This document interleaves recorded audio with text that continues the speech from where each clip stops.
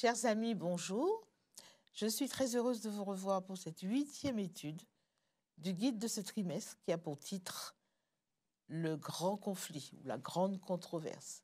Cette 8e étude s'intitule « La lumière qui brille du sanctuaire ». Pour partager cette leçon, j'ai deux pasteurs. Pasteur David Redoute-Mahé. Bonjour. Bonjour. Et pasteur Ralph Sichern. Hâte. Nous allons donc prier avant de commencer cette étude et je vous invite à vous joindre à nous. Éternel notre Père, notre Dieu, tu nous vois rassemblés, Seigneur, pour partager, pour pouvoir échanger sur cette étude. Que ton Saint-Esprit puisse nous animer et que ton nom soit glorifié. C'est ma prière au nom de Jésus. Amen, amen. Bien, la lumière qui brille du sanctuaire. De quel sanctuaire est-il question? Pourquoi est-il question de ce sanctuaire? Quelle est cette lumière? C'est ce que nous allons partager aujourd'hui. Voilà. Alors, tout d'abord, on ne peut pas parler de sanctuaire sans faire référence au sanctuaire israélite qui a bel et bien existé à un moment donné. Alors, je vais vous inviter tout d'abord à prendre un texte qui se trouve dans Hébreux 8, versets 1 et 2.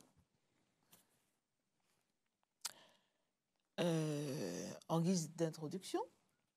Et je lis, le point capital de ce qui vient d'être dit, c'est que nous avons un tel souverain sacrificateur qui s'est assis à la droite du trône de la majesté divine dans les cieux, comme ministre du sanctuaire et du véritable tabernacle qui a été dressé par le Seigneur et non par un homme. Alors, c'est vrai qu'on ne peut pas parler de sanctuaire céleste sans faire référence au sanctuaire israélite. Alors, on va voir quel était le sanctuaire israélite, à quoi servait-il, quelle était son utilité donc. Alors déjà, il y a ce texte de Exode 25 qui dit que ils me feront un sanctuaire, c'est Dieu qui parle, hein, et j'habiterai au milieu d'eux. Le but de Dieu a toujours été d'habiter au milieu de son peuple. Maintenant, Dieu a horreur du péché. Il aime profondément le pécheur, d'accord? Il aime profondément ce que nous sommes, mais il a horreur du péché. Et donc, il va instituer ce procédé par lequel le péché va être traité pour pouvoir justement demeurer au milieu du peuple. C'est en cela que nous retrouvons la dynamique du sanctuaire. Peut-être rapidement, est-ce qu'on peut dire comment ça s'organisait, le sanctuaire? Oui, il y avait un parvis, ensuite il y avait une tente qu'on appelle aussi la tente d'assignation, composée de 2 pièces, le lieu saint et le lieu très saint. Maintenant, dans chacune de ces composantes, on va dire, il y avait des éléments, des ustensiles. Il y avait un autel des sacrifices qui servait justement à sacrifier. Il y avait une cuve d'airain pour les ablutions. Et lorsqu'on rentrait dans cette tente, on retrouvait dans la première pièce, le lieu saint, un chandelier, un autel des parfums sur lequel était brûlé de l'encens nuit et jour, une table sur laquelle étaient exposés des pains, les pains qu'on dit de proposition. Et puis, dans cette dernière pièce, dans le lieu très saint, on retrouvait l'arche de l'alliance, c'est-à-dire un coffret dans lequel se trouvait quoi? Se trouvaient les 10 paroles de Dieu, qu'on connaît sous les 10 commandements. Il y avait également la manne, la nourriture que Dieu avait donnée à son peuple pendant le temps, et puis le bâton du souverain sacrificateur Aaron. Donc là, nous retrouvons toute la composante du sanctuaire. Et quel rapport avec le péché? On a parlé de péché tout à l'heure. Exactement, c'est-à-dire que je dis souvent que le sanctuaire, c'est le lieu de traitement du péché. Il y avait une dynamique pédagogique pour le peuple, pour que le peuple puisse comprendre comment Dieu a horreur du péché. Et lorsqu'on s'approche de Dieu, il y a toute une dynamique de sainteté. D'accord? Je ne sais pas si je vais trop loin encore. Non, par rapport au péché, qu'est-ce qui permettait justement de traiter ce péché? Comment traitait-on ce péché? Dans Daniel 8, 14, 2300 et matin, puis le sanctuaire sera purifié. On parle de purification. Donc, derrière cette purification, il y a tout le plan du salut. On peut parler même de la rédemption, réhabilitation. En somme, le sanctuaire avec ses composants sont vraiment, c'est plus cette image d'un Dieu d'amour, parce qu'il est dit, Dieu n'habite pas dans un sanctuaire fait de main d'homme. Pourquoi il demande s'il n'habite pas?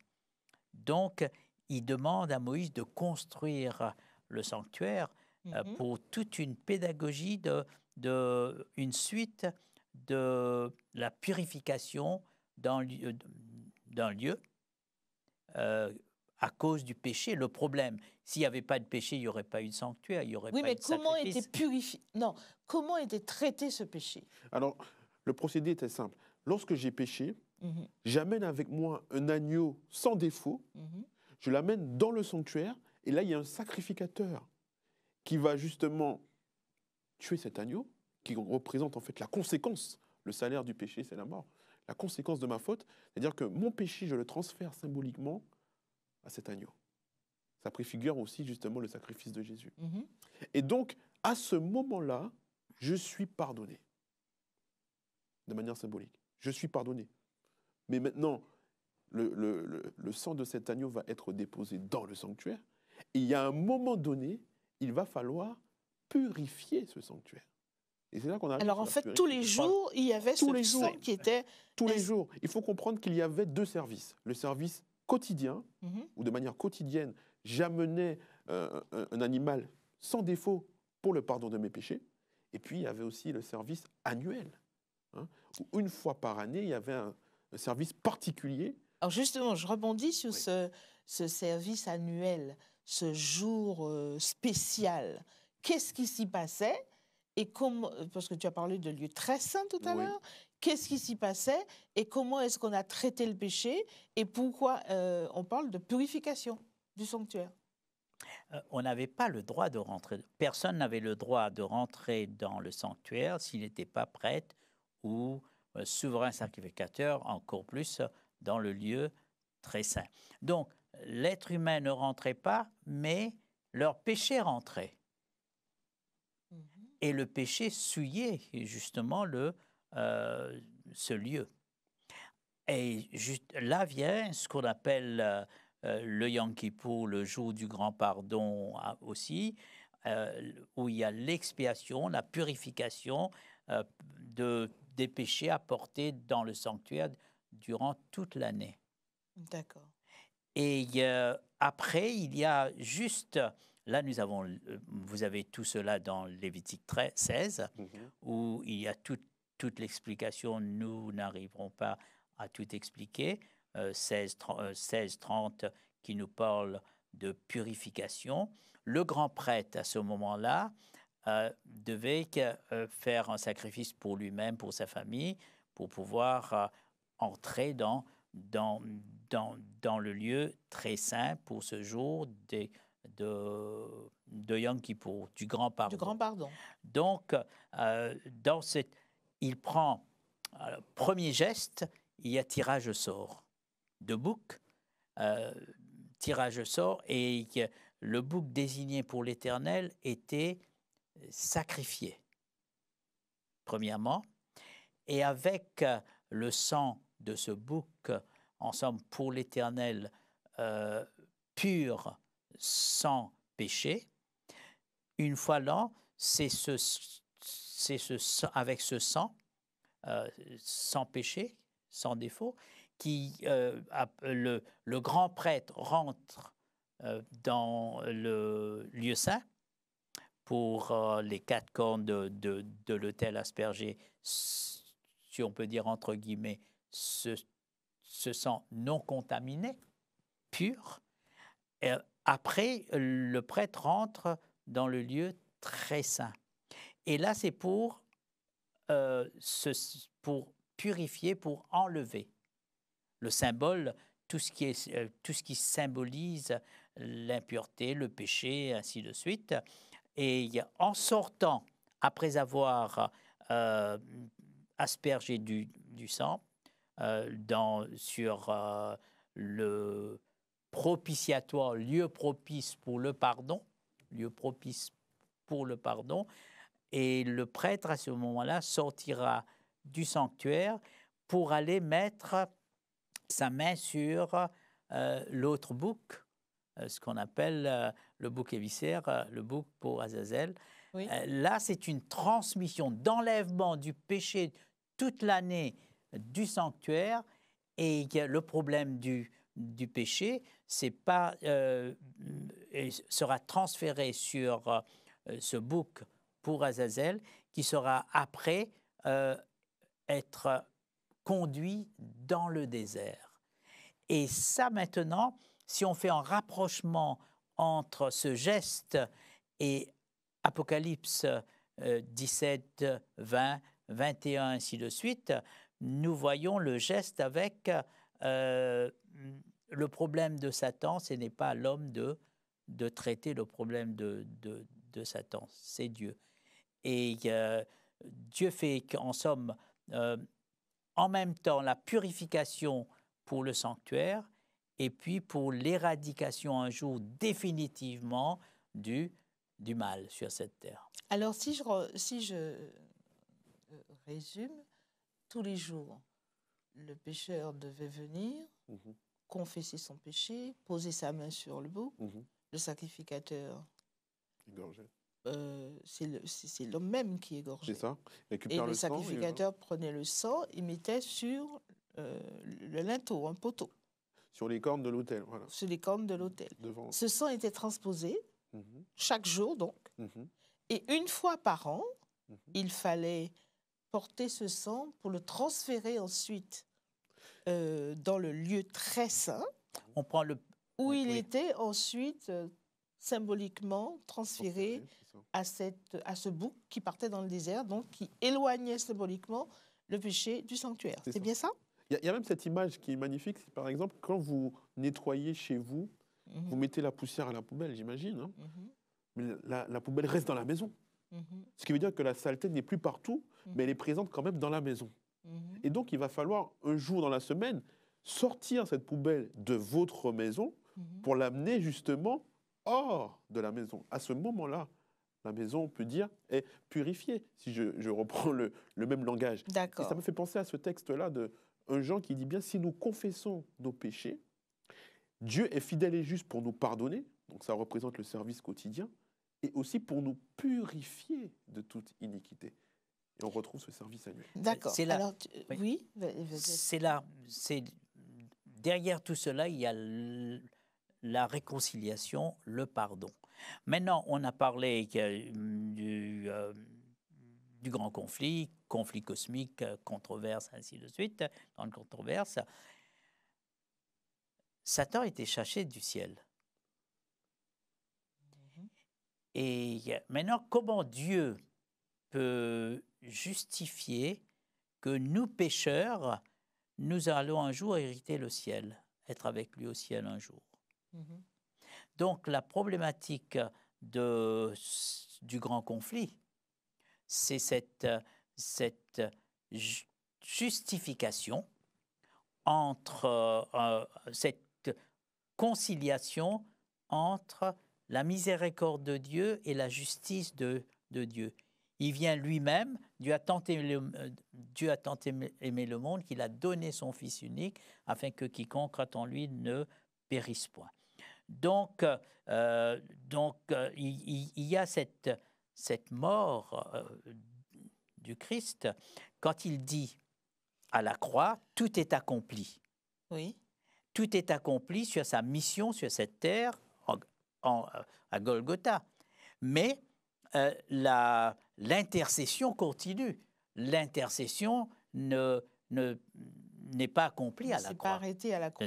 Alors justement, nous allons voir cela tout à l'heure. Je voulais quand même vous demander que représente le jour des expiations pour nous qui vivons maintenant, alors qu'il n'y a plus de sanctuaire terrestre. On sait très bien que le sanctuaire terrestre n'existe plus.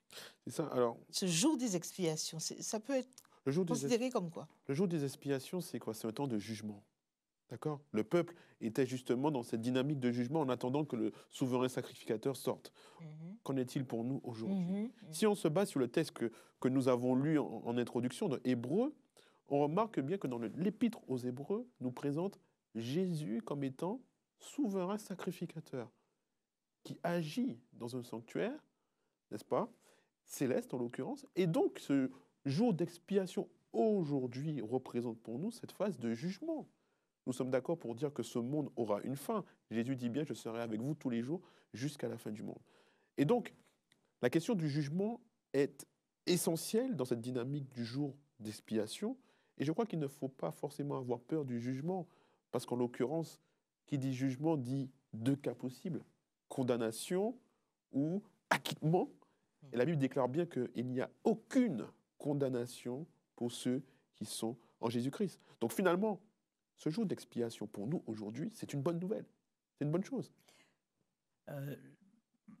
Donc lorsque nous voyons une maison de justice, nos tribunaux en France, vous allez voir Marianne avec la balance et puis l'épée. Et ça, c'est la justice. Mais Jésus remplace l'épée par le sanctuaire. Jésus remplace l'épée par son sacrifice. Et c'est pourquoi le jugement, nous avons un avocat, pas un juge. Et maintenant, la question, le jugement, l'avocat nous défend auprès de qui? Nous avons tendance de croire que Dieu exige que la loi soit respectée. Du moment que la loi est bafouée, donc c'est la mort. L'accusateur, le vrai accusateur, c'est Satan. Il est appelé l'accusateur de nos frères. Jésus n'est pas là pour intercéder auprès d'un Père exigeant, parce que dans l'Évangile, il est dit, le Père même vous aime. Dieu a tant aimé, c'est lui qui aime en premier, qui l'a envoyé. Donc, l'accusateur, ici, c'est Satan. Il faut maintenant que Jésus intercède pour dire, j'ai donné ma vie, j'ai versé mon sang. Mon sang. Mais alors, j'aimerais vous poser quand même une question, parce que c'est... ça me perturbe un peu. Je pense que certains amis qui nous regardent sont perturbés aussi. Il est question du sanctuaire céleste. La semaine dernière, nous avions vu la prophétie des 2300 jours, et le sanctuaire sera purifié. On est bien d'accord, et dites-moi si je me trompe, le sanctuaire n'existe plus sur terre. Donc forcément, c'est un autre sanctuaire. Et dans Hébreux, tout à l'heure que nous avons lu, il est question de sanctuaire céleste, de tabernacle céleste. Alors, comment un sanctuaire au ciel peut-il avoir besoin d'être purifié?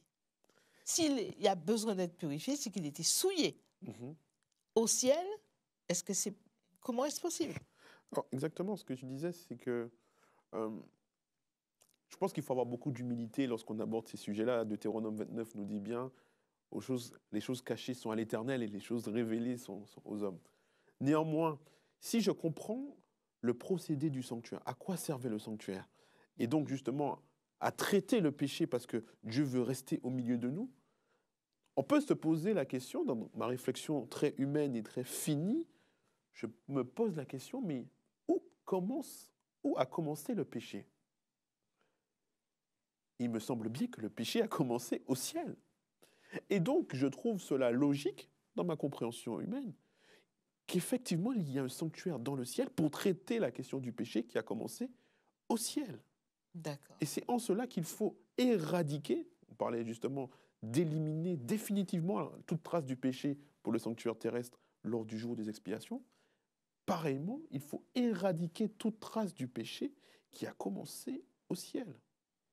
Et c'est en cela que je crois qu'il faille que le sanctuaire céleste doit être purifié. Quand on place l'Épître aux Hébreux dans son contexte, de toute façon, le titre « Épître aux Hébreux ». Donc, l'auteur de l'Épître aux Hébreux va s'adresser aux Juifs qui étaient persécutés en même temps, qui sont devenus chrétiens. Et puis après, il y avait tendance de retourner encore au sanctuaire terrestre, attaché à ce sanctuaire. Le mot-clé dans l'Épître aux Hébreux, c'est supérieur, meilleur, 13 fois. Hein? Donc, il y avait dans le sanctuaire terrestre le sang des animaux. Et puis, sans effusion de sang, il n'y a pas de pardon. C'était en somme l'image de ce qui doit venir. Quand Jésus a dit que tout est accompli à la croix, c'était pour sa mort. Mais après, il doit y avoir une suite, parce qu'il est dit, nous avons un avocat auprès du Père. Ça se trouve au ciel. Ça ne peut pas être si c'était seulement le problème terrestre, ça allait être mis fin à la croix. Jésus vient, il meurt, et puis on n'a plus rien à faire. Mais lorsque Jean-Baptiste voit l'agneau de Dieu qui enlève le péché du monde, c'est l'agneau après sa mort sur cette terre, il est monté au ciel. Il est dit, je vais partir vous préparer une place. Dans cette phrase, ce n'est pas, il va construire des petites maisons. Donc, il va maintenant, tout en une période d'intercession pour apporter la réconciliation entre l'homme pécheur et le Dieu de justice, pour le Dieu d'amour, mais il n'est pas qu'amour, il est aussi un Dieu de justice. Le péché, Dieu prend le péché au sérieux, et on ne peut pas d'un coup de trait dire « je vous pardonne ». Le pardon n'est jamais facile, mais alors, et le pardon divin non plus. Excuse-moi, cet acte de purification du sanctuaire céleste, il est accompli de quelle façon? Il y a en somme le sang des bêtes et le sang de Jésus. Ce sang de Jésus, Jésus n'avait pas besoin de faire une purification avant de rentrer dans... comme le prêtre rentre dans le lieu très saint, il doit se purifier. Jésus n'avait pas besoin de se purifier pour... Alors, il faisait comment? Comment a-t-il fait? De par sa mort, déjà, ce sang, comme j'ai expliqué, le sang non pollué par le péché, c'est ce sang qui enlève, en somme, c'est l'ombre des choses à venir. Tout ce qui se passait dans l'Ancien Testament, c'est pour montrer qu'un jour le Messie viendra. Un jour, il y aura l'agneau de Dieu. Et ces agneaux qu'on offrait avant, ce n'était pas l'agneau de Dieu, c'était des animaux. Mais là, c'est l'agneau de Dieu qui ôte le péché du monde. Et ça ne pouvait pas se faire que sur la terre. Donc, c'est ce qui s'est fait au ciel, et c'est ça, exact. La purification. La purification. Dans Apocalypse 14, verset 7 même, il est question c'est le message des 3 anges, qui dit « Craignez Dieu, donnez-lui gloire, car l'heure de son jugement est venue. » Et plus loin encore, dans Apocalypse 22, verset 12, il est dit, c'est Jésus qui parle là, qui dit qu'il va revenir, qu'il va juger la terre, pour rendre à chacun selon ses œuvres. Alors, nous voyons bien donc, comme tu disais tout à l'heure, il y a un jugement, il y a une fin, il y a un jugement. Nous, chrétiens, devons-nous craindre ce jugement? c'est vrai que Ou est-ce que c'est une bonne nouvelle? Enfin, je ne sais pas. Comment Bon, est-ce en tout qu'on doit cas, appréhender? dans Apocalypse 14, on nous parle d'un évangile éternel. Un évangile, c'est quoi? C'est une bonne nouvelle. Oui. Et pourtant, ce qui suit, c'est un jugement, n'est-ce pas? Donc finalement, dans la perspective chrétienne, le jugement est une bonne nouvelle. Si je me place, si je me cache justement derrière le sacrifice du Christ qui est parfait, je sais qu'il n'y a aucune condamnation pour celui qui croit, pour celui qui est en Jésus-Christ. Maintenant, nous avons un problème au point de vue humain, c'est-à-dire que nous avons un problème avec le concept de grâce. On a toujours l'impression qu'il faille mériter quelque chose, faire quelque chose. Et comment se fait-il que j'hérite de la vie éternelle? Je ne subis pas la conséquence fatale du péché uniquement parce que j'ai mis ma foi en Dieu. Et ça nous dépasse. Et je crois qu'il faut aussi demander à Dieu d'avoir cette paix du cœur, cette paix qui nous tranquillise en sachant que nous sommes sauvés. Et donc, Jésus est un Dieu d'amour, un Dieu de justice également. Dieu est un Dieu de justice, attention. Mais comme nous sommes cachés par les mérites, on n'a aucun mérite, si ce n'est justement celui de Jésus-Christ. Et c'est en Jésus que j'ai la conviction que le jugement sera juste et que je serai acquitté, innocenté par la grâce de Dieu. Et maintenant, je prends ce texte-là d'Ésaïe 43 qu'on connaît, qui dit bien, c'est moi qui efface tes transgressions et je ne me souviendrai plus de tes péchés. Je crois qu'il faut demander à Dieu de nous aider à le suivre par amour, à être dans cette dynamique où la crainte ne nous habite plus, mais comme je suis habité par l'amour de Dieu, je suis transformé par Dieu lui-même, j'ai envie de faire sa volonté. Et donc je vis une vie nouvelle en paix avec Dieu. Donc, si je traduis bien tout ce que tu as dit, c'est une bonne nouvelle. C'est une bonne nouvelle. Pour le chrétien. Pour ceux qui sont Jésus-Christ. Pour voilà. ceux qui sont Jésus-Christ. Exactement. D'accord. Dans Apocalypse 11, verset 19, il est question, j'ai vu que l'arche, on décrit l'arche de Dieu, l'arche de l'Alliance, et dans cette arche, nous savons que dans le sanctuaire céleste, je ne sais plus qui l'a mentionné tout à l'heure, qu'il y avait les tables de la loi. Et l'apôtre Jean voit ces tables de la loi encore dans ce verset.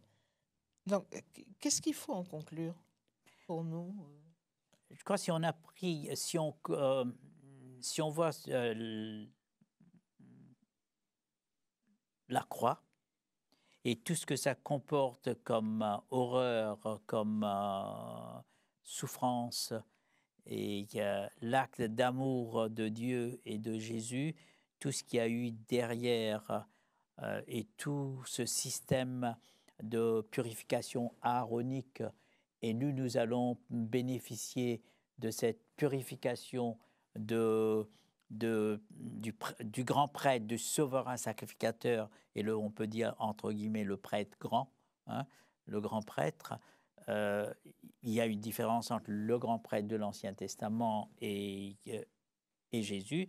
Il y a sa grâce, son pardon, et ce que tout cela a coûté. Et le péché, c'est à prendre au sérieux.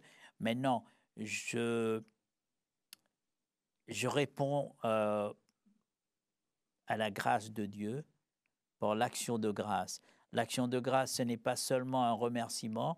L'action de grâce, c'est tout un mode de vie, comme Paul dit. Hein? Il m'a aimé, moi, le plus grand pécheur. Hein? Il m'a aimé. Face à l'amour de Dieu, nous ne devons pas voir la loi comme une série d'interdictions. Il dit, pour tout ce que toi t'as bénéficié, tout ce que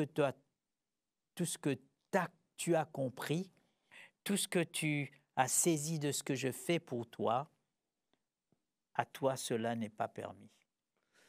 Ce n'est pas parce que la loi est là, oui, mais c'est parce que c'est la compréhension de l'amour de Dieu qui m'aide à répondre à sa grâce. Je pense aussi qu'il faut se rappeler que Dieu ne change pas. Son amour ne change pas, sa justice ne change pas et sa loi ne change pas. Si la seule fois où Dieu a écrit quelque chose de sa main dans la Bible, c'est les 10 paroles. Oui. Pour l'ensemble d'un peuple. Oui.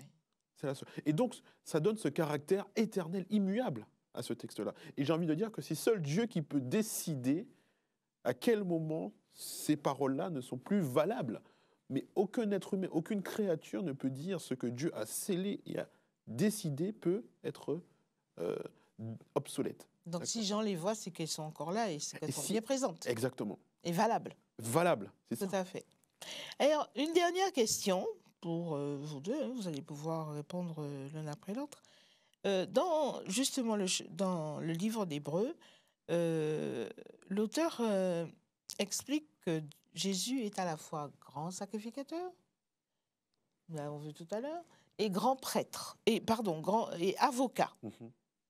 Alors, grand sacrificateur et avocat, comment il peut être à la fois les deux? Et est-ce possible? Il est l'agneau en même temps. Il est l'agneau et il est aussi le grand prêtre, l'agneau, le grand prêtre et l'avocat. Il est en somme tout pour le plan du salut et pour un jour l'éradication totale du mal, du péché, et pour instaurer, comme nous dit l'Apocalypse, viens Seigneur Jésus, et pour mettre fin à toutes ces atrocités à cause du péché, à cause de l'égoïsme, à cause de tout ce qui se passe. Et ce cri qui traverse la Bible, jusque à quand? Jésus est la centralité du sanctuaire. Comme disait Ralph, hein, tout représente Jésus. Et donc, si je veux comprendre le sanctuaire, non pas de manière intellectuelle, mais vraiment dans une dimension pratique, je crois qu'il faut me pencher sur le sacrifice de Jésus pour mieux comprendre. Pour comprendre que chaque être humain a une dépendance totale vis-à-vis de l'acte que Jésus a fait pour nous. Et ça devrait être quelque chose qui devrait nous remplir d'espérance et nous remplir d'amour. Parce que je comprends lorsque Jésus va dire sur la croix, tout est accompli. Ça veut dire que j'ai l'assurance que mes péchés sont pardonnés au nom de Jésus. Jésus est alors la personne la plus importante dans ma vie. Il est mon sauveur, ça veut dire celui qui me sauve de la conséquence du péché, la mort. Mon rédempteur, celui qui me rachète de l'esclavage du péché. Et je fais ce choix derrière de comprendre que Jésus est maintenant mon Seigneur. Je suis sa créature et je reconnais qu'il a autorité dans ma vie. Parce qu'il est la centralité et en cela, il est la lumière qui éclaire, qui illumine tout le sanctuaire. Et lorsque nous voyons dans le sanctuaire, le plus nous approchons du lieu très saint, le plus la purification augmente jusqu'à l'enlèvement total, du parvis jusqu'au lieu très saint. Et donc, le plus on s'approche de Dieu, le plus nous devons vraiment avoir l'horreur du péché. Et puis, un jour, ce sera complètement enlevé. C'est pourquoi Jean dira, viens Seigneur Jésus. Donc, on peut considérer que Jésus, c'est la lumière qui brille et qui émane du sanctuaire. Je suis la lumière, il a dit. Et qui, en fait, est là pour nous rapprocher de Dieu, pour rétablir la communion avec Dieu. Exactement. Voilà. Eh bien, si vous avez un dernier mot... Moi, je pourrais dire juste... Pour terminer. Il n'y a rien de plus beau que de pouvoir voir Jésus-Christ face à face. Ça, c'est le but ultime, je crois, de tout chrétien. De pouvoir, justement, rentrer dans cette gloire. Et il ne faudrait pas qu'on perde de vue cet objectif final qui est de voir notre Sauveur face à face, voir Jésus, comme nous dit le chant, hein, dans sa beauté. Dans sa beauté. Eh bien, je vous remercie infiniment, à vous deux, pour ces explications. Quant à vous, chers amis, j'espère que vous aurez compris que Jésus est la lumière qui émane du sanctuaire, qu'il a acquis cette fonction par sa mort à la croix et sa résurrection aussi. Il est au ciel et il intercède pour nous. Amen. Vous pouvez venir à lui puisqu'il a connu toutes les tentations, toutes les difficultés que nous connaissons actuellement. Je vous souhaite une bonne semaine et à la prochaine fois. Au revoir.